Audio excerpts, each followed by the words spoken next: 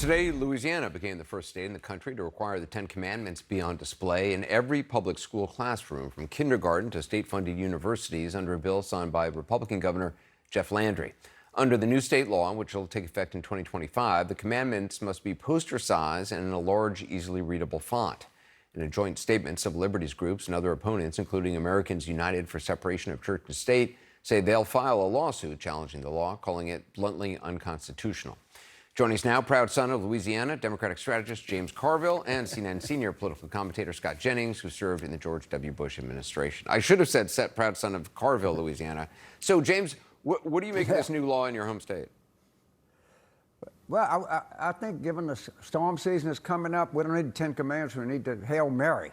It would be, much more appropriate for what we face with here in Louisiana. I don't know which one they're going to put up. There's 10 different versions of the Ten Commandments, and our schools are so underfunded that I'm not sure half the kids even know how to read them. But it's one of the dumbest waste of time I've ever seen in my life. The schools in Louisiana traditionally have ranked very low in the rankings of schools in America. It's gone up, I think.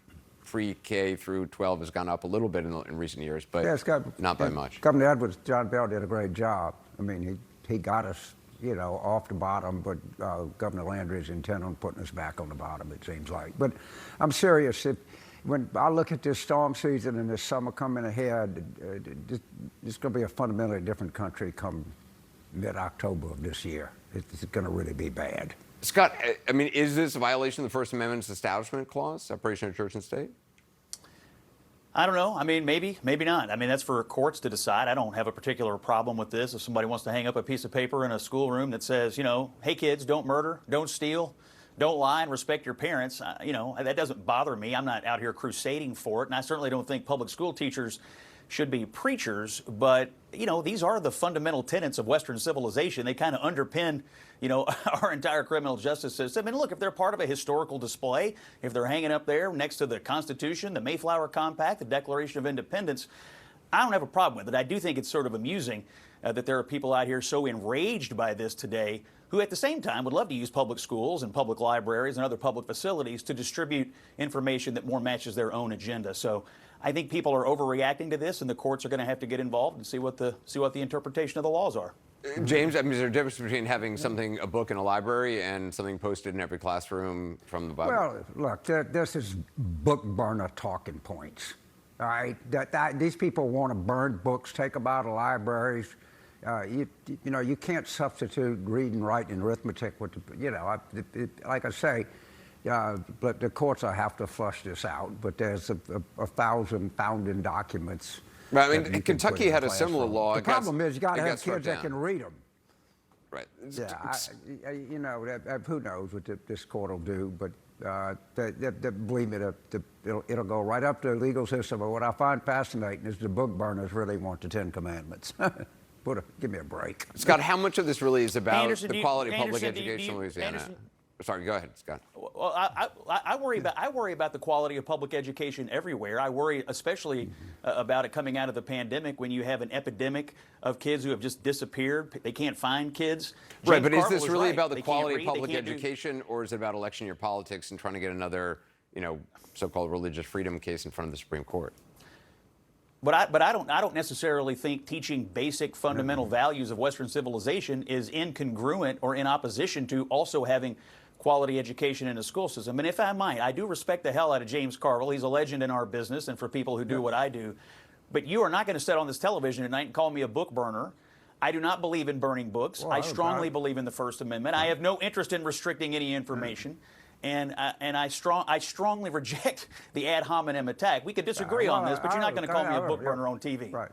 Well, the correlation between book burners and people that want the Ten Commandments is high. I can't tell you that you're one of them, but 80% of the book burners want to, there's a high correlation there.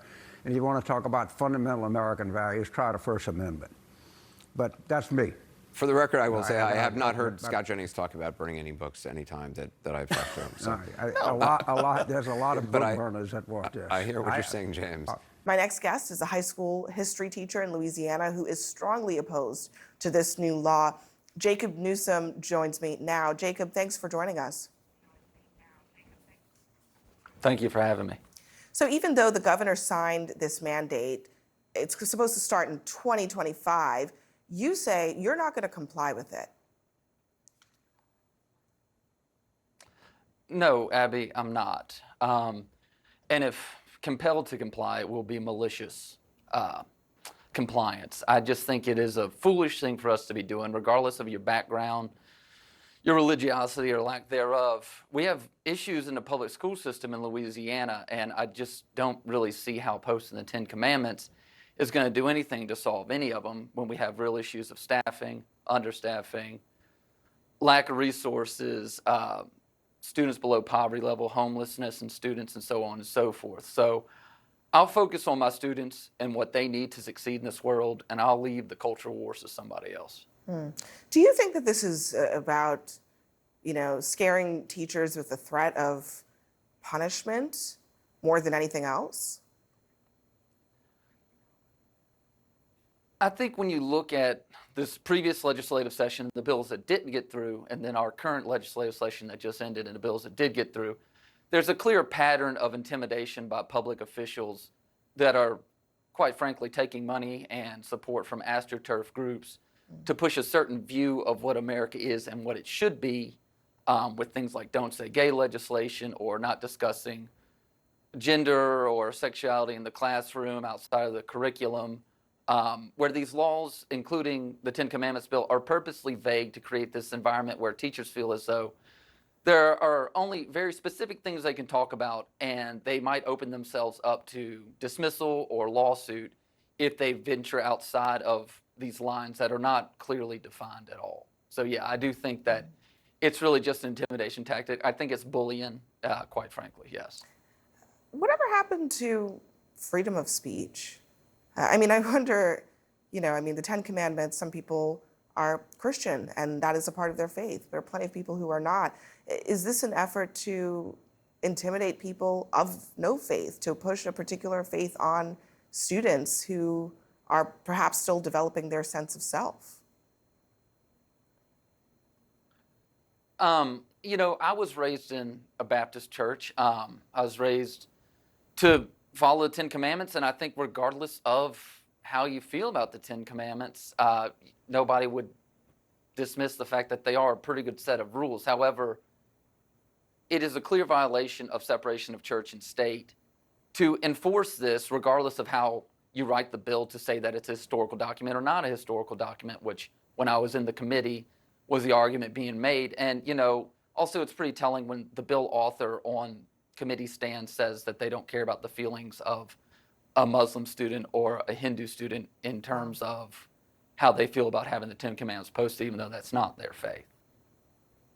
Wow, what a thing to say in this country where, freedom of religion is in the Constitution. That's part of the rules that govern the laws that govern this land. Go ahead, Jacob. Abby, I wish I was being hyperbolic about that, but I was in the room where it happened. You can even go online and watch the footage from the day of. It's just what the bill author said, and I think that more than the actual posting of the 10 Commandments shows the real intent of this legislation. And also, it's just foolish legislation. What's going to happen? A third grader is going to walk in a classroom and see "Thou shalt not commit adultery" on the wall and say, well, I was really planning on committing adultery today, but since I read that on the wall, now I'm not going to do it. It's just nonsense. We have real issues. And I hear you. Jacob Newsom, thank you very much for joining me, and best of luck to you in your classroom. Thank you.